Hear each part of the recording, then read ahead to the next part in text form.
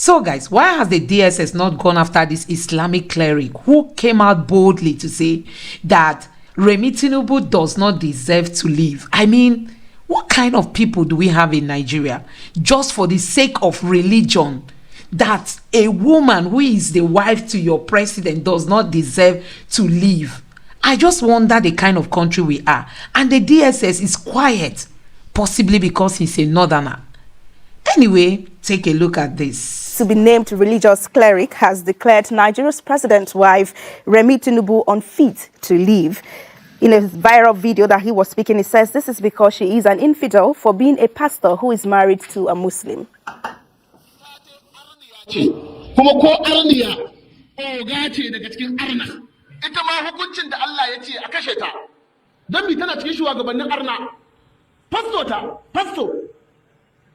Haka Qur'ani ya magana jagorora na kayirci Allah ya kashe su.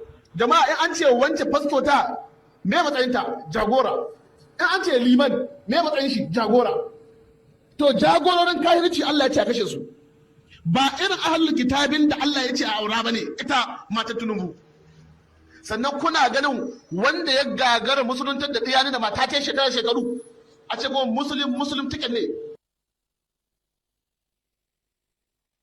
All right, let's bring you in at this point. Senator Shehu Sani, in reaction to this, says criticizing the government and its policies is within the ambit of democratic rights, but calling for the killing of Senator Remi Tinubu by the religious cleric is unacceptable and utterly condemnable. In reaction to that, Ebuka Unwafo says it's unacceptable and utterly condemnable. However, the security agencies need to invite that cleric and prosecute him with the evidence, fact and proof at hand. Why are they silent after seeing the video? Also, Osilama says, exactly, this is a democratic system of government and everyone has freedom of worship. This questionable character shouldn't be swept under the carpet. And I believe this statement is threat to life and punishable by the law. It's better take its effect quickly. And finally, Uwa Fresh says, I'm sure someone has advised the president not to arrest the cleric in order not to annoy the people who own Nigeria. Well, I don't know who that will be, but then...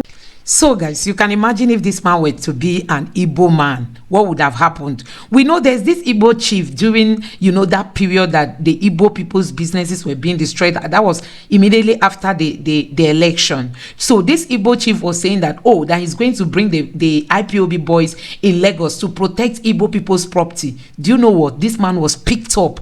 And I don't even know if he has regained his freedom. So this is the kind of country we are. He just said he's going to bring the IPOB members to come protect the properties of the Igbos. And he was picked up. But you can see this person is saying that the wife to the president of Nigeria should be quiet and nobody is talking. That's the kind of nation we have. Let me allow you to listen to what Mr. Prophet Isa had got to say. I just came across a very, very, very disturbing videos of some Islamic clerics in the north, and especially two of them specifically. One called Yahya Jinkel or so. Is a shame on such wicked, evil Islamic scholars, and I call them wicked. Now, these are the people that are planting seeds of discords and destruction. And that's why the north is going down and down every day. And the amazing thing is to see one of these Islamic scholars coming out to say that the First Lady should be killed and anybody who gets to her should kill her because she is a Christian. She's a Christian. Now, I forever and ever, I will never support the Muslim ticket. But the reality is that the Supreme Court has passed its own judgment. We must support the government in power. That's what the scriptures has instructed us. And that's what we're praying for, the success of the government, because whatever they do will affect every Nigerian. But I want you to know it is not the Muslim North that voted, gave their vote, that brought that vote to 8-point-something million naira to Tinubu. You should know that. There is no way the Muslim North can vote and then win in any election without a percentage of the Christians compromising to put in their votes.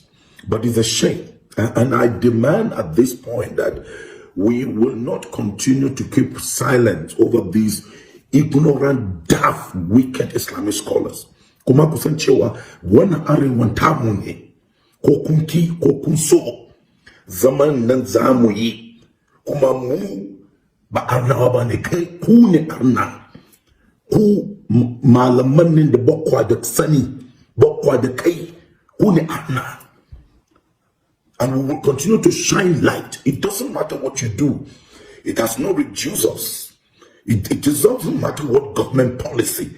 Buhari has done his worst. The church is moving forward, and the gates of hell cannot in any way bring us down. Christians are advancing with all the murder, the persecution.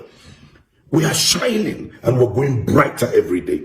So I want to encourage every Nigerian to stay focused in prayer and also keep speaking out until the right thing is done. I encourage everyone to go into farming, because these things happen. The Bible says in the days of adversity, consider. So it's time that no matter the little space you have, go into farming. But let's also show to the government that there is hunger in the land, and they must do what they must do to be able to put things in order. But this Islamic cleric who has challenged the first lady to be killed because she is a Christian, that man, your wickedness will come on you, your evil will come on you, and all of you in this northern Nigeria, I tell you this, you will see the hand and the proof of the God that we serve. God bless you, and stay lifted in grace. The vice chairman of Nigeria's Governors Forum, who doubles as the state governor of Oyo, Seyi Makinde, has denied receiving 30 billion naira from the federal government to help his people through hardship. He was reacting to Senate President Godswill Akpabio's guess that every state got an extra allocation of 30 billion naira from national level to cushion the effect of the economy in their state. President, number 3 citizen in this country, will say on verified report, people are looking at us as leaders. This is the period that we're supposed to give confidence to our people. It is not a period to start playing politics or to start looking for scapegoats. We need to engage with our people. If our policies are not working, we need to listen to them and amend. So if the number 3 citizen says, this is an unverified report, why does it need to say it then? Does that give confidence to our people, or does it solve the problem of hunger and anger in our land? Well, let me say it clearly. For your state and for most of my colleagues, there's nothing like 30 billion naira being given for food security to the state, and I stand to be challenged. All right, let's have some thought here. Daniel says the burden of proof lies on the one who alleges. Let Akpabio provide the evidence and the proof. The end game is to incite the citizens against the governors and shift the focus from the president. Although, except for a few, the state governors are irresponsible. The Duke says everything about this government, now audio, palliative, student loans, CNG buses, name them. And for Adu, he says, so Governor Seyi Makinde get voice now. The ones he collected, what has he done with it? He continues to borrow money from White Elephant Project, despite increasing FAC allocations. And final thought, this user says, check your email, Makinde. Maybe that's where he dropped it. I don't know. We may not forget this in a hurry. Like, check your email. We might just have gotten your alert right there. But we move away from this to say that the Chief of Defense Staff, Christopher Musa, has declared those calling for military intervention over the prevailing economic hardship in Nigeria enemies of the state. The CDS is certain that the law will catch up with such a people in a jiffy. He was speaking in Rivers State after inaugurating the main entrance of the 6th Division, Nigerian Army and Officers Transit Accommodation at the division headquarters in Port Harcourt. And then he says, that we all want democracy and we do better under democracy, and so we will continue to support democracy, and any of those ones that are calling for anything other than democracy are evil people, and I think they don't mean well for Nigeria, and they should be very careful because the law will come after them. Also, it says, and it is when you go through difficulties and come out better, you would really appreciate what it is to build a nation, and so we are going through a trying period, but I can assure Nigerians that it will get better. All we need is for all of us to put our hands together to ensure that we defeat those enemies of the government, those enemies of this country that don't want us to succeed. Let's see some thought. Flora says, I'm not surprised coming from the CDS that never said anything concerning the sexual harassment allegation by some senior officers of the Nigerian army on junior rank officer. It will beat my imagination if he utters anything responsible about this administration. And also in reaction, Saudi Peng says election riggers, snatch, grabbers, manipulators, one wins, another is declared winner are the lovers. But coup plotters are enemies, make it make sense. And Sonny Angel says, I've not heard anybody call for coup. Rather, we've been urging people protesting to face the consequences of their election choices, and it must last for 8 years. Perhaps those crying and regretting their choices are the ones calling for coup. And finally, Jasper says, calling for military intervention is never the best option, though masses are getting agitated, frustrated, and losing hope. They must endure is their choice. If military come, they will know that they are in paradise of freedom, enjoyment before. Those calling for military should be cautious, absolutely. We don't want that, and I'm not sure that anybody has called for that in recent time, but then they are in the bigger place to know.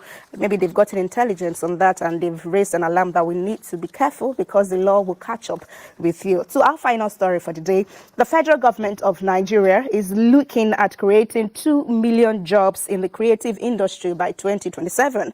The Minister of Culture, Art and Creative Economy, Hannatu Musawa, disclosed this on Wednesday, stressing that the ministry would roll out a framework for financing the development of the sector. Well, let's read together what she said that has got netizens talking. She says, with the right funding mechanism, I think we can do so much to help Nigeria out of the doldrums by creating at least 2 million jobs from the creative sector value chain by 2027. This is something that we really want to tap into, especially now that the whole world is interested in the Nigerian content. With this, we can reposition Nigeria. So we came up with this brilliant initiative, Destination 2030, which is poised to change the narrative of Nigeria. This is the case for netizens, and they are wondering why 2027 and how they hope to achieve it. So Javin says they never create jobs for the present, only for the future, when citizens must have forgotten about it and then they loot the said money for jobs. And Igwe of Enugu says the way they throw numbers around, the same way Buhari threw numbers around till his tenure ended and nothing got done. Final thought on this is Don Vito, who says this is their 2027 campaign slang. Oh, well, he never.